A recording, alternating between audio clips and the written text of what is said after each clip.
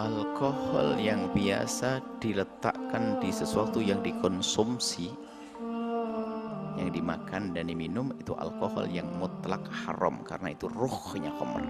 Sari patinya khamr adalah alkohol yang biasa dikonsumsi, maksudnya yang akan disajikan untuk dikonsumsi, termasuk alkohol yang diletakkan di obat batuk sedikit sekecil apapun, 0,5 atau pokoknya lebih dari itu, lebih kecil dari itu, tetap alkohol tersebut adalah haram untuk diminum.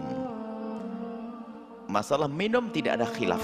Masalah keharaman di dalam meminum sesuatu yang terkena alkohol adalah enggak ada khilaf. Yang khilaf adalah masalah najis dan tidak najisnya.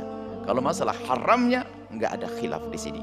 Maka Anda tidak boleh meminum obat batuk yang beralkohol.